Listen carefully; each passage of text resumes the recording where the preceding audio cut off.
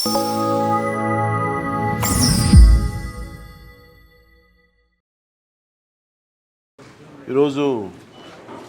కర్నూలు నంద్యాల జిల్లాలోని ఈ integrated Pinapuram integrated renewable energy project విజిట్కి వచ్చాను. ప్రత్యేకించి wind, solar, hydro, fossil fuels నుంచి యూజువల్ మన కోల్ ఇవన్నీ స్టాండర్డ్ ఇవి కాకుండా గ్రీన్ ఎనర్జీ, పొల్యూషన్ తక్కువ ఉండి పొల్యూషన్ లేకుండా ఈ ప్రపంచం మొత్తం నడుస్తూ ఉంది. ఇలాంటి దిశలో, ఇలాంటి పరిస్థితుల్లో ఆంధ్రప్రదేశ్కి Greenko company is well known for గత 15 సంవత్సరాలుగా ఇట్స్ రెన్యూబుల్ ఎనర్జీస్లో వాళ్ళు చాలా ప్రతిష్టాత్మకమైన కంపెనీ. అది 15 సంవత్సరాల క్రితం ఇది అనిల్ చలమల్ శెట్టి గారి ఆధ్వర్యంలోను, అలాగే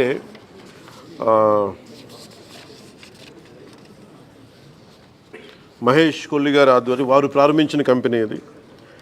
ఆ తర్వాత దీంట్లో major stake holders government investment corporation చెప్పి సింగపూర్ ప్రభుత్వం, అలాగే Abu Dhabi investment authority United Arab Emirates వాళ్ళది, అలాగే ఓరెక్స్ కార్పొరేషన్ అని చెప్పి జపాన్, వీళ్ళందరూ పెట్టుబడులు పెట్టి దీన్ని ఇక్కడ దాకా తీసుకొచ్చారు.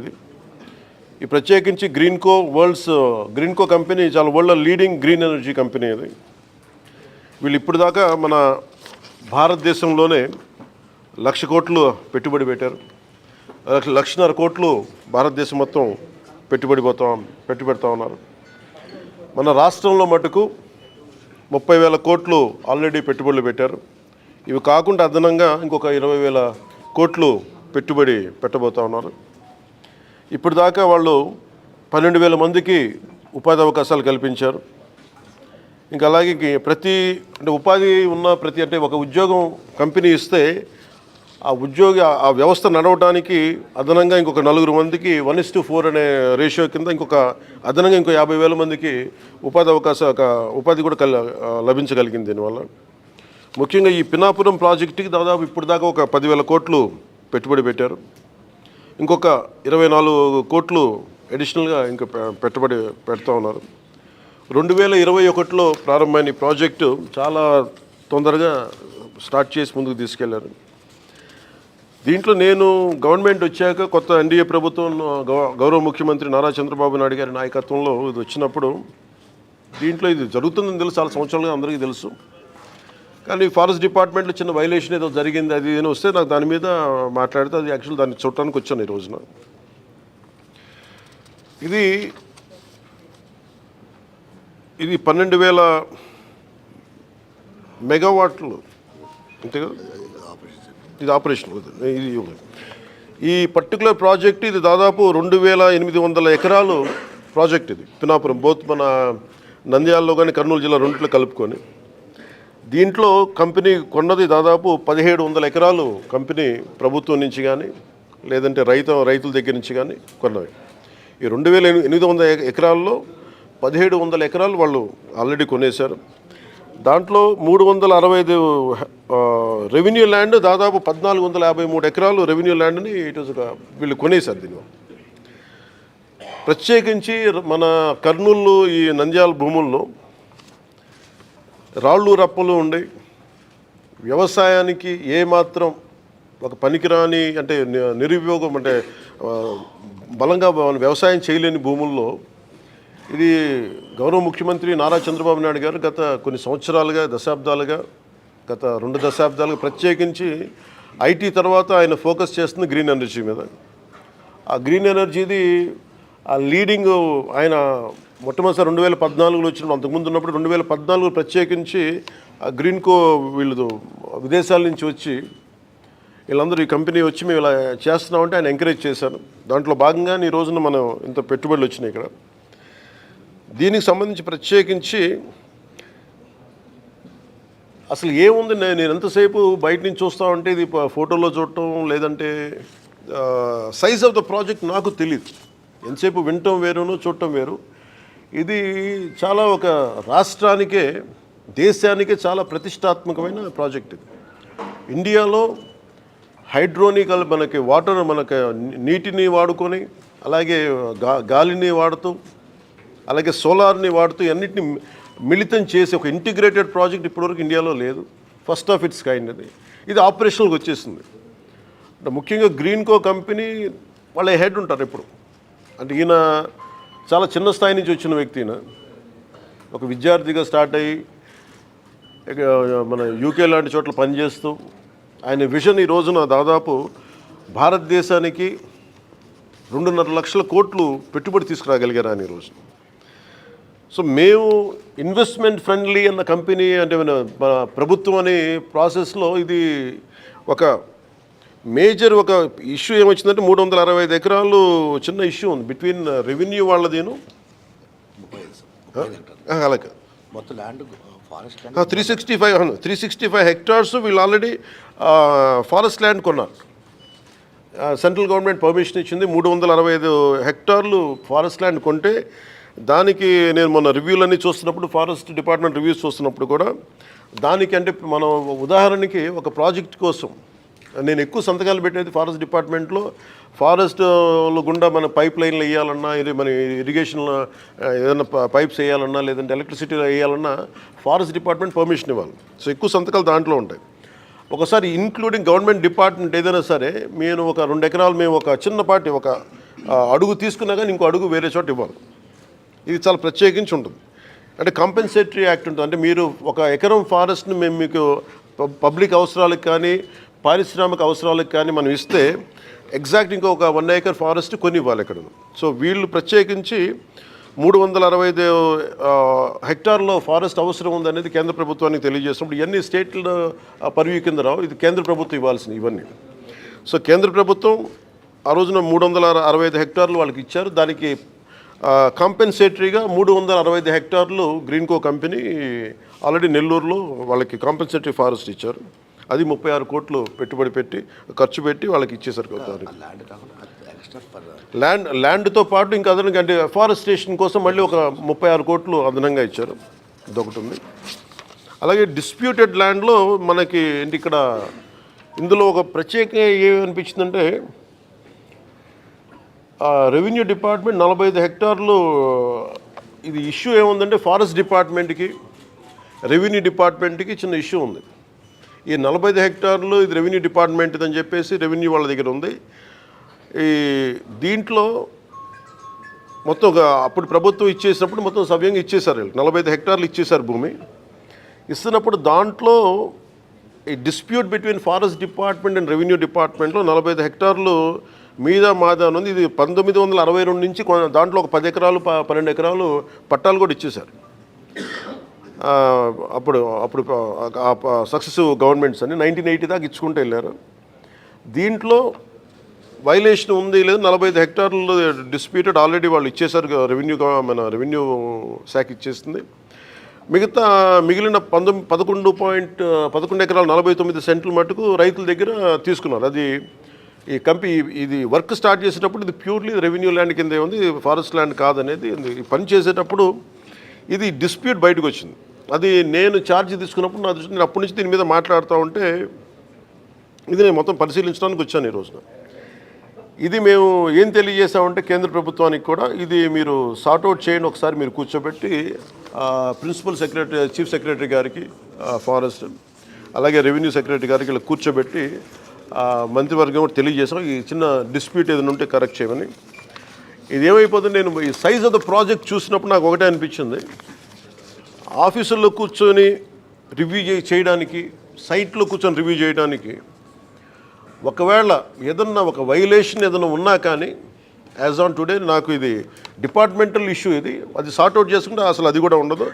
బట్ నాకు అనిపించిందంటే ఏమాత్రం ఇష్యూ లేకుండా ఈ స్థాయికి ప్రాజెక్ట్ని తీసుకురాగలిగారంటే నిజంగా they have done a commendable job. Me team చాలా అద్భుతంగా చేశారు. ఇది అంటే సైజ్ ఆఫ్ ద ప్రాజెక్ట్ అంటే నాకు మొత్తం చూస్తూ ఉంటే మనకు భారతదేశంలో ఈ స్థాయి ప్రాజెక్ట్ ఎక్కడ లేదు. అమెరికాకి ఎక్కడ వెళ్తే హూవర్డ్ డ్యామ్ చూస్తే నాకు అది ఆ స్థాయికి అనిపించింది. చాలా ఓవర్వెల్మింగ్ అనిపించింది, చాలా అద్భుతంగా చేశారనిపించింది. దట్టు షార్టెస్ట్ టైం పాసిబుల్, చాలా అత్యంత తక్కువ వ్యవధిలో చాలా అద్భుతంగా నిర్మించారు. ఇది ఇట్స్ గ్రేట్ వర్క్. మొత్తం అన్నీ చూశాను, మొత్తం లోపలంతా. ఇది భవిష్యత్తులో కూడా ఇందాక మన జనార్దన్ రెడ్డి గౌరవ మంత్రి జనార్దన్ రెడ్డి గారితో కూడా మాట్లాడుతూ ఇది భవిష్యత్తు మన కలెక్టర్ గారులు ఇద్దరితో మాట్లాడుతూ ఉభయ జిల్లాల కలెక్టర్ గారులతో మాట్లాడుతూ ఉంటే ఒకటే అనిపించింది, దీన్ని భవిష్యత్తులో ఇంక్లూడింగ్ ఫారెస్ట్ డిపార్ట్మెంట్తో కూడా నేను మా ఉన్నతాధికారులతో మాట్లాడి ఇది చాలా గొప్ప సైట్ సీయింగ్ ప్రాజెక్ట్ అయిపోద్ది ఇది. అలాగే ఇది చాలామంది ఒక గ్రేట్ ఎడ్యుకేషనల్ టూర్ అవుతుంది ఇది. అలాగే బోల్డంత ఎంప్లాయ్మెంట్ వస్తుంది దీనికి ఇక్కడ. సో వీటన్నిటిని మనస్ఫూర్తిగా చూసి 1-2 వైలేషన్స్ ఏమైనా ఉన్నాయి ఒకళ్ళ దృష్టిలో ఏదైనా ఇవన్నీ చేసినా కానీ సార్ట్అవుట్ చేయకపోతే ఖచ్చితంగా వీళ్ళకి సహకరించాల్సిన అవసరం ఉంది. మ్యాగ్నానిమిటీ ఆఫ్ దీన్ని ఈ ప్రాజెక్ట్ తాలూకు సైజ్ అలాంటి ప్రాజెక్ట్ ఇది. 1-2 చిన్న చితక ఏదైనా ఉంటే కనుక దాన్ని ఖచ్చితంగా దాన్ని గవర్నమెంట్ సహకరించి దీన్ని ఎందుకంటే ఇది మేము తీసుకున్న నిర్ణయం కాదు, ఏమైనా ఉంటే ఇది కేంద్ర ప్రభుత్వం దృష్టిలో పరిధిలో పంపించి మా సైడ్ నుంచి ఇది చీఫ్ సెక్రటరీ గారికి మన ఫారెస్ట్ PCCF గారికి అలాగే కూర్చోబెట్టి దీన్ని పూర్తిగా అసలు ఆ చిన్నపాటి ఏమన్నా కరెక్ట్ చేయమని ఈ ప్రాజెక్ట్ మనస్ఫూర్తిగా ముందుకెళ్ళాలి. ఎందుకంటే ఇన్ని 10,000 కోట్లు పెట్టుబడి పెట్టిన తర్వాత దాదాపు ఇంకొక 24 ఇంకొక 14,000 అంతేనా ఇంకో 40,000 కోట్లు 12,000 కోట్లు పెట్టేసాం. 12,000 కోట్లు పెట్టాలి, ఇంకో అదనంగా ఇంకో 10,000 కోట్లు పెట్టాలి. ఈ ప్రాసెస్లో దీన్ని చిన్న చిత్తగా ఏదైనా సమస్యలు ఉంటే ఇది బిట్వీన్ ఇంటర్నల్ 2 డిపార్ట్మెంట్స్ మధ్యన ఇష్యూ కాబట్టి అది మేము కూర్చొని అవసరమైతే క్యాబినెట్ దృష్టికి తీసుకెళ్తాం, ముఖ్యమంత్రి గారి దృష్టికి తీసుకెళ్ళి దీన్ని సాల్వ్ చేసి దీన్ని ఈ ప్రాజెక్ట్ వెళ్ళేలా ప్రభుత్వం ముందస్తుగా దీనికి మద్దతు తెలుపుతాము. ఇది భారతదేశంలోనే ప్రధానమంత్రి గారు ప్రత్యేకించి చెప్పింది 1 నేషన్ 1 ఎనర్జీ కాన్సెప్ట్. ఇది అంటే సెల్ఫ్ రిలయంట్ భారత్, ఆత్మనిర్భర భారత్ అంటే మన ఎనర్జీ అవసరాలు మనకు కావాల్సిన అవసరాలు మనమే సమకూర్చుకునేలాగా ఈ పర్టికులర్ ప్రాజెక్టు ఇది ఫుల్ ఫ్లెడ్జ్డ్గా ఇంకొక కొంత సమయంలో తక్కువ సమయంలోనే ఇది ఆపరేషన్లో వచ్చినప్పుడు అవసరమైతే ఇది విదేశాలకు కూడా మనం దీన్ని అమ్మి దీనివల్ల మనకి చేసి దానివల్ల మనకి ముఖ్యంగా ఫారిన్ ఎక్స్చేంజ్ రెవెన్యూ కూడా దేశానికి వచ్చే బలమైన అవకాశాలు ఉన్నాయి. ఈ టెక్నికాలిటీస్ అన్నీ లేదా టీమ్ స్పీక్. అందుకని మనస్ఫూర్తిగా మీ అందరికీ ఇక్కడికి వచ్చినందుకు ఇది ఒక కర్నూలు మన నంద్యాలకే కాదు, ఆంధ్రప్రదేశ్కే కాదు, భారతదేశానికి ఇది చాలా అద్భుతమైన పేరు తీసుకొచ్చే ప్రాజెక్టు. మనస్ఫూర్తిగా మీ యాజమాన్యానికి ధన్యవాదాలు తెలుపుతా ఉన్నాను. Any corrections we're here to any dispute ఏదన్నా ఉన్నా కానీ మేము మీకు మనస్ఫూర్తిగా సహకరిస్తాం. అలాగే దానికి ఏదన్నా 1-2 నేను కోరుకునేది కూడా యాజమాన్యానికి కూడా ప్రత్యేకించి మీరు చేస్తున్న ప్రాజెక్ట్స్ ఇక్కడ అంటే మీరు ముఖ్యంగా ఇది కార్పొరేట్ సోషల్ రెస్పాన్సిబిలిటీ కింద మీరు చేస్తున్నామని కానీ ఇక్కడ విలేజెస్ సంబంధించి ముఖ్యంగా ఈ ఆర్గానిక్ ఫార్మింగ్కి ఇక్కడ యువతకు కూడా కొంచెం అవకాశాలు మరింత కల్పించండి. అలాగే మీరు ఇందాక మనం మాట్లాడుకున్నట్టుగా కలెక్టర్ గారు చెప్తా ఉన్నారు, పాలిటెక్నిక్ కానీ ఈ ITI స్కిల్ డెవలప్మెంట్ కూడా మీరు ఏదైనా చేయించండి. అలాగే ముఖ్యంగా రైతాంగానికి ప్రత్యేకించి మేడం చెప్తా ఉన్నారు ఇక్కడ ఆవు సంతతి తక్కువ ఉందని చెప్పేసి మీరు కొంత గోకులాల మీద కొంత ఆవులు సంతతి పెంచేలాగా మీరు కొంచెం సహకరించిన స్థానిక గ్రామాలన్నింటికీ కూడా I think that 1 request I have. అలాగే మీరు పిల్లలకు కూడా స్కూల్ పిల్లలకు కూడా కొంచెం అదనంగా మీరు అంటే ఇదేది మేము మిమ్మల్ని రిక్వెస్ట్ చేసేది తప్ప అంటే మీరు ఇష్టంతో చేయాలి తప్ప ఇది మేము బలవంతంగా చేయించేది కాదు.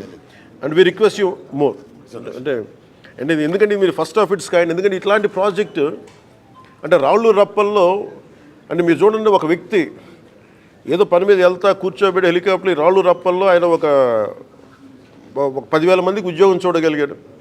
ఒక 40,000 మందికి ఈ రోజు చూస్తే నాకు చాలా ఆశ్చర్యం వేసింది. ఎక్కడో అసలు దారి కూడా లేదు, హెలికాప్టర్ అసలు దారి ఏం కనిపించలేదు. కానీ 40,000 మందికి దాదాపు భవిష్యత్తులో ఇంకొక 10,000 మందికి డైరెక్ట్ ఉపాధి కల్పించడం ఇవన్నీ రాళ్లలో రప్పల్లో ఇంత ఉపాధి అవకాశాలు చూసినందుకు మనస్ఫూర్తిగా గ్రీన్కో కంపెనీ యాజమాన్యానికి మనస్ఫూర్తిగా నా ధన్యవాదాలు హోల్ హార్టెడ్లీ.